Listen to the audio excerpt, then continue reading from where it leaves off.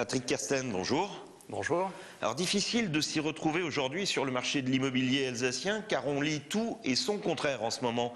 Alors déjà, est-ce que ce marché a vraiment connu une baisse de 30% en 2009-2010 et est-il aujourd'hui reparti? Alors il est vrai que la période 2009-2010, principalement 2009, était vraiment une année très difficile au niveau de l'immobilier. De manière générale, l'ensemble des transactions ont été revues nettement à la baisse. Et donc c'est vrai que l'Alsace aussi a été touchée par ce phénomène. Et depuis 2010, il y a maintenant une reprise qui devient de plus en plus concrète. Alors, on dit souvent, c'est le moment d'acheter. Vous nous direz si c'est le moment d'acheter, mais quand c'est le moment d'acheter, c'est surtout pas le moment de vendre, alors? Alors bon, ça dépend comment on y regarde. Pour certains, c'est toujours le moment d'acheter. Parce que qu'est-ce qui est important lorsqu'on a un achat immobilier? On va le faire très peu souvent dans sa vie. Aujourd'hui, une grande majorité des gens vont devoir le faire 2 fois parce que les primo-acquérants n'ont plus les moyens d'acheter directement la maison de leur rêve. Ils vont d'abord devoir commencer avec une petite surface et puis la revendre une deuxième fois pour acheter la maison où ils vont pouvoir avoir leur famille, leur foyer qui va se développer.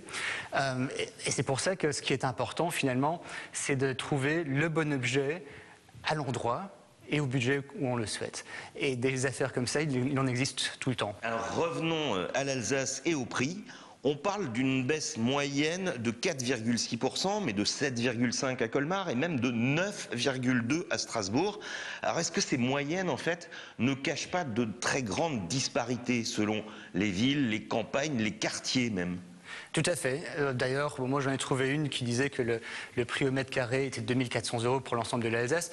Ça veut tout dire et rien dire du tout. Parce que même si on réduit simplement à une grande ville, on va voir que bien sûr d'un quartier à l'autre, les prix sont très différents. Et vous connaissez tous ces quartiers. Vous savez très bien quels quartiers sont ceux où tout le monde cherche à habiter et quels sont ceux où personne ne cherche à habiter. Donc ces différences existent parfois en faisant 500 mètres, parfois en faisant quelques rues. Elles sont très flagrantes aussi entre la campagne et la ville, alors que dans les grandes agglomérations, et vraiment les plus grandes agglomérations, pas seulement alsaciennes, mais également en France, on voit des prix qui ont tendance à remonter plus rapidement. La même chose n'est pas vraie en campagne, où les prix sont beaucoup plus stables, voire dans certains petits marchés, ont même pu reculer encore récemment. Mais de manière générale, on peut s'attendre à ce qu'il y ait une tendance positive au niveau des prix en 2011. Alors on dit quand même que le prix du mètre carré a quasiment doublé au cours des 10 dernières années en Alsace. La pierre reste un refuge dans notre région ou c'est une bulle qui risque d'exploser, notamment dans les grandes villes? Alors c'est d'autant plus un refuge que les taux d'intérêt reçus sur les livrets A ou autres livrets d'épargne sont modestes actuellement. Les banques pouvant placer à des très petits taux, donnent également des très petits taux à l'épargnant. Et donc c'est vrai qu'à ce niveau-là, c'est devenu une valeur refuge, d'autant plus une valeur refuge que ce qu'on a quand même connu comme crise financière avec des très grands groupes bancaires qui semblaient inébranlables, tout d'un coup questionnés, ça a rendu les gens méfiants. Et donc, c'est par rapport à ça aussi, on dit que c'est une valeur refuge.